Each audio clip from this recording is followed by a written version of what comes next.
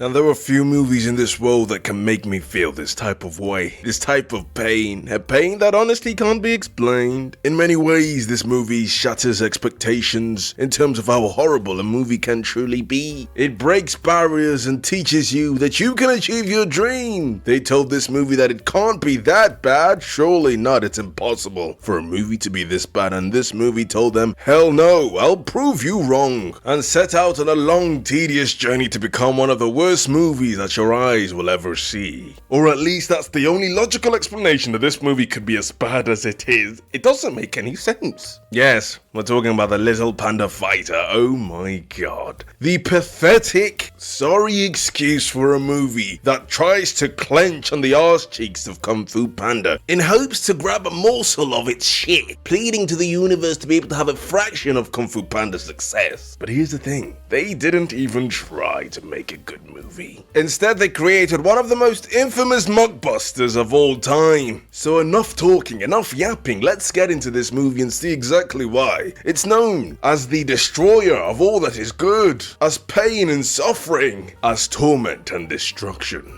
Now, ladies and gentlemen, this movie was released a few months after the massive success of Kung Fu Panda in November of 2008. And if you're only here looking for a tiny, quick, brief explanation to what exactly this nightmare of a movie is, or should I say, this devilish spawn, this sarcophagus of pain and agony, here it is. Simply imagine Kung Fu Panda but astronomically worse. So much worse that torture could be the only reason for its existence that actually makes sense. And even at that, what type of cruel monster would you have to be to force someone to watch this? God damn. I only put myself through this to entertain you, so I hope you're happy. Little Panda Fighter is essentially the physical manifestation of low effort. Fuck, is there anything below that? Maybe no effort? I guess the mere fact that it actually exists excludes that from being a category. God damn it. This was a movie that tried to leech off the success of Kung Fu Panda in hopes that maybe there'd be one old granny or grandfather like, oh, this looks like Kung Fu Panda that my granddaughter or grandson talks about.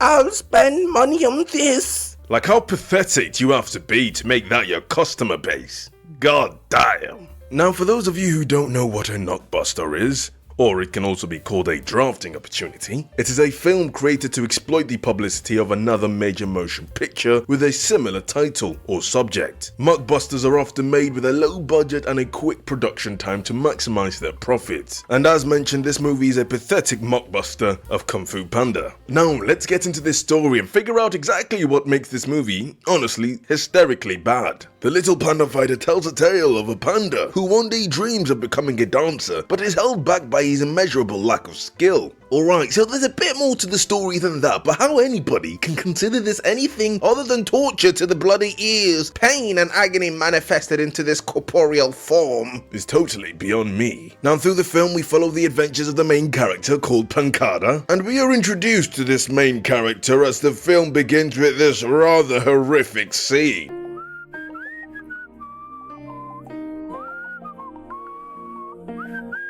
Oh my god, what's the budget for this? 3 cents? It's only within the first few seconds that we are introduced to the absolute eyesore that is the animation. Animation so erroneously bad that I quite literally had to take breaks lest I risk projectile vomiting all over my monitor, on my table, on the floor, perhaps slipping, then potentially dying. This movie could have killed me. I find it truly hard to describe this animation. It's a peculiar blend of uncanny, stiff, muddy, and just an eerie sense about it that leaves goosebumps all over my skin. And there's particularly something strange about the movements of the mouth. It almost feels as if they're in sync while simultaneously being out of sync. I've never experienced something like this in my life, and I'm terrified. Stop the daydreaming, Pancada. That floor ain't gonna mop itself, you know. Oh, sorry, Mr. Polaris. I guess I must have drifted off for a second. It won't happen again, sir, I promise. I'll get this floor done in no time. So the main character, Panda, is abruptly interrupted during his hair-raising attempts at dancing, or whatever this is, by his boss named Polaris. And guess what? Polaris is a polar bear. Polaris. What a creative name. Our protagonist is told to get back to work instead of daydreaming in his place of employment. This is not a place to dream. This is a place to work. You're my employer, you bit. Okay, he didn't say all that. Panda works in a place called the Bear Bar Box. I'm confused. I guess it's a sort of nightclub that also hosts boxing nights or something. I regret watching this movie, but the little gremlin in me that also enjoys terrible movies tells me that I need to watch it again. I need to watch it one more time just to devour them. I think I need therapy. Now, Polaris states that very night would be a fight night, and this film very quickly establishes that Panda is not a fan of fighting. In fact, it's quite the opposite. He has a passion for the arts, a passion for dance. But here's the problem. He's likely the worst dancer you'll ever see in your entire life, and oh boy are you going to see some horrific, eye-gouge-worthy dance moves from this monstrous creature that tells us it's a bear. He has a passion for dancing. I have a passion for wanting to throw up every time I see him dance. Now, Panda daydreaming about his horrific dancing seems to be a regular occurrence, as made clear by a character called Honey. And oh boy, for a character named Honey, she sure seems to have a sour personality. You get it? Because sweet and sour are opposites. Oi, Missy! What's your prejudice against pandas? I'll be posting about this discrimination on X immediately. This can't stand. In the following scene, we see that it's fight night. There are two fighters in the ring. One is called Sweet Bear and the other is called Teddy. One looks like this and the other looks like this. Now, I am no betting man, but if I was a betting man, if I did like to gamble from time to time, squander my money away like a fool, a hooligan, I'd likely put my money on this monster right here. Clearly, Sweet Bear is destined to win. Remember, ladies and gentlemen, size doesn't always matter. I swear. Oh, he lost. Well, that's unfortunate. Rip Sweet Bear. So it turns out Teddy wins the fight, and that's to the dismay of Polaris. As it turns out, Teddy had won these fights so many times that it was becoming all too predictable and the fans were becoming enraged. The sense of excitement was clearly diminishing, and that was affecting Polaris's pocket. No excitement, less money. Less money, homeless. Homeless, who the fuck knows where it goes from there? We're introduced to this hideous twerp called Grizzlepuss. Yeah, you heard me right. Grizzlepuss, that's his actual name. Who makes these names up? They need to be arrested. For whatever reason, they made it part of his character design to always have snot seeping from his nostril. It's absolutely disgusting, makes me want to vomit. I just find every single character so deeply unsettling. I don't know what to say. We learned that Polaris was once himself a formidable fighter, likely up in the ranks with Mike Tyson, Muhammad Ali, and all the other old-time greats. But, you see, Polaris became the owner of the club, in doing so signing away his ability to ever become a fighter in the future, which stops him from challenging Teddy to a fight, which is unfortunate for him, because he's confident that he'd win. This would bring some excitement to the club once again. So what's he going to do? How is he going to get around this situation? Is he going to somehow try and forgo this rule? Well, let's find out. As this sad excuse for film progresses, we get further proof of the irony of Honey's name. After Panda states that he'd like to leave work early, and she says this. Leave early? Why would you need to? It's not like you ever have a date. Who'd go out with you? Jesus, honey, that's just cold-blooded. Panda goes to Polaris's office to see if he could leave work early. But just before that, we get this abhorrently awkward walking scene. What is this? Yeah, Panda, come on in.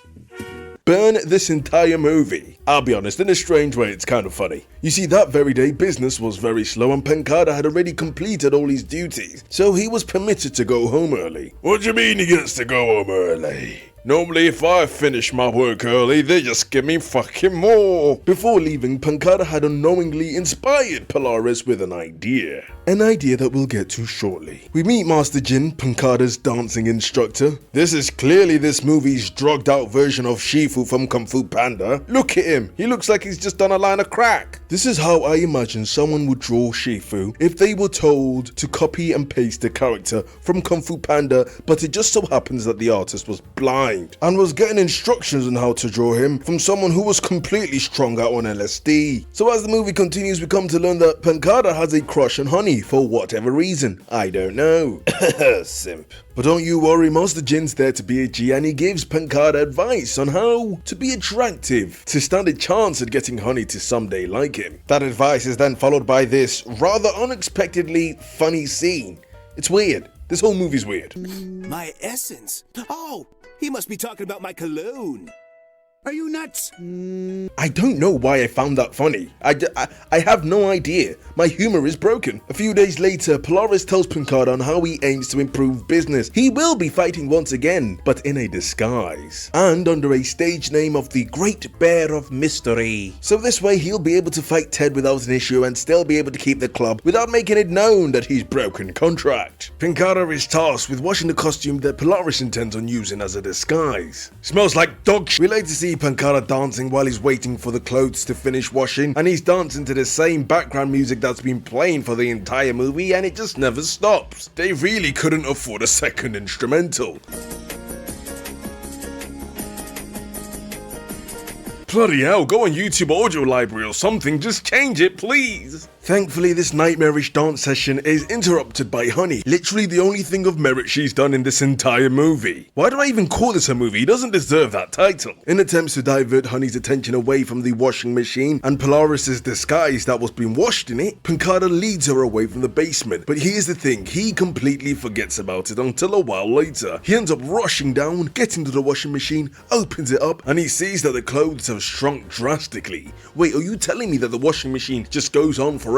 Doesn't it stop? Isn't there a timer? I'm confused. Oh well, it's too late. Fight night has finally arrived. A fight between Teddy and Polaris, a fight comparable to Superman fighting Thanos. A fight to be remembered for the ages. It's definitely not how I would describe this fight at all. Anyways, it's fight night, and before this fight starts, Polaris, whilst wearing this costume, which might I add is absolutely horrendous, how was no one able to tell it's him? Oh, they're all stupid and dumb. Makes sense. This costume randomly decides to spontaneously shrink on his body, and all of a sudden he now looks like a panda, supposedly, because everyone in that building has an IQ in the single bloody digits. So now they think he looks like a panda. And who's the only panda we know in this film? Pancada. So people end up getting it twisted, end up getting confused and thinking Pancada's the one in the fight. Oh, nobody noticed this costume spontaneously shrink out of nowhere? Nobody at all? So yeah, due to the shrinkage of his attire and the fact that Pancada was nowhere to be seen, both Honey and Grizzlepuss thought that the Great Bear of Misery, Great Bear of Mystery was Pancada, when in fact it is Polaris. Little did they know that Pancada was elsewhere doing some sort of dance audition, and my goodness does this entire scene feel like a bloody trip. Actually, this entire movie feels like a bad drug trip. Is this a trip right now? Am I actually recording this? Or is this just hallucinations conjured by my brain? Well anyways, that's aside for now, and after the terribly horrendous fight had ended, Polaris was the victor. Hooray! Yay! Woo! Hooray! However, everyone would come to believe that Pancada was the one that defeated Teddy. Now moving on to this dance audition, we come to realize that whatever this is actually considered good by these judges, who all look absolutely cracked out on some of the hardest drugs known to mankind. I mean, they all quite literally look like they've snorted petrol and digested 50 cups of coffee. On his way back to the club, he bumps into Grizzlepuss and Honey, who are now treating him completely differently. Honey went from seemingly loathing him to now being head over heels for him. I guess she really does like herself a fighting man. But I fear she doesn't realize that any man who's in a relationship with her is gonna be fighting to escape. Was that rude? I'm sorry, she just strikes me as a bitch. Now, since Pancada wasn't aware that they thought he was the Great Bear of Mystery, he thought that they were treating him differently because they had somehow witnessed his dancing. And were impressed, I guess. Surely a delusional panda. Eventually, Pancada gets back to the club, and after a bit of confusion, everything is cleared up and we get this horrific scene. I mean, isn't that what everyone's talking about? You mean you thought I was really talking about I thought I was going crazy. Sorry, kid. Ain't that a kick in the head? You see, kid, I guess I really didn't know what you were talking about. What is this? Anyways, Pancada and Polaris come to agreement that Polaris would continue pretending to be Pancada during fight nights, of course. And he believed this to be a fruitful plan because business would surely go up, as well as him getting attention from Honey. Before we continue on with this story, can I just state one thing that's really been irking me so far? Why are these fights considered boxing fights? Last time I checked, in boxing you can't do a freaking high kick across the bloody ring. Alright, I'll calm down, I'm sorry, it was just getting on my nerves. Anyways, Pancada meets up with Master Jin, where he talks about the morality of lying about being a fighter. Master Jin advises him to either tell the truth or to become the fighter that he's pretending to be. Cut to the next scene where we see a now-enthused Pancada, who is determined to fight to prove to himself that he has what it takes. He is informed that Teddy wants a rematch, however that doesn't stop him from threatening Polaris to let him actually fight. Either that or he'd expose the charade of lies that Polaris has been hiding behind. Despite Polaris' attempts to change Pancada's mind, Pancada was adamant that he actually wanted to fight, that he believed in himself that he could potentially win. Shortly after, we got several minutes of this training montage. You thought I was really talking about I thought I was going crazy. Sorry. Oh my god, please wipe this from my memory. Is he training or having a bloody seizure? Fight night arrives and Pancada's now having doubts about actually fighting. Oh, it's too late to bitch out now, you fool. So yeah, the fight commenced later on and it was honestly more of an absolute brutal assault. Pancada had to resort to moves like this. Something's happening. It looks like Pancada's had a burst of energy. Perhaps this was his strategy all along. Yeah, he got discombobulated, flung around like a bloody shoestring, blowing in the heavy winds. So after being tossed around like an absolute ragdoll, Pancada loses and Teddy regains his title. As for Pancada, well, he was left feeling like an absolute loser. Pancada, feeling all depressed and sad and weeping for himself, cry. Well, he goes to Polaris to profusely apologize for his stupidity. It's then that we learn Polaris never had any faith in Pancada in the first place. He had put a large sum of money against Pancada winning. And of course, because everyone thought that Pancada was the Great Bear of Mystery, they expected him to win once again. Therefore, everybody put their money on Pancada. However, Pancada lost. And because Pancada lost, that meant one thing. Polaris was filthy frickin' rich. At the same time, in another room, Mr. Grizzlepuss comes to a realization that there's something fishy going on, and after a couple minutes of evaluation, he makes the stunning realization that, oh wow, it was actually Polaris who defeated Teddy. Polaris was the true Great Bear of Mystery. Mr. Grizzlepuss, now filled with rage and contempt, goes to confront Polaris about his wicked schemes and crooked ways. Instead, he's met with Pancada sitting in Polaris' seat. Pancada literally owns up to everything, and then we discover what Polaris did with the money that he won fraudulently. Polaris had used the money that he'd won unjustly to retire, and we are then shown this magical scene of Polaris walking away into the absolutely unknown mystery that is this white abyss. I guess he's gone to Antarctica or something. Oh my god, it's so bright. Anyways, that's the last we hear or see of Polaris. Before the movie does end though, we also get the surprise that Pancada has now become the owner of the club for whatever reason. I don't know. I'm confused. I'm lost. I want to go home. In the very last scene, we see that Pancada has turned the club into some sort of dance club thing. Oh my god. I've wasted enough of my life on this film. I need to go. I'm tired. That's the little panda fighter, guys. I hope you enjoy this video. If I had to suffer the knowledge of knowing this movie exists, none so do you. Anyways, please make sure to like, subscribe, and share. I really appreciate it. Any support, it means a lot. Thank you very much for watching. I'll see you in the next video. Bye.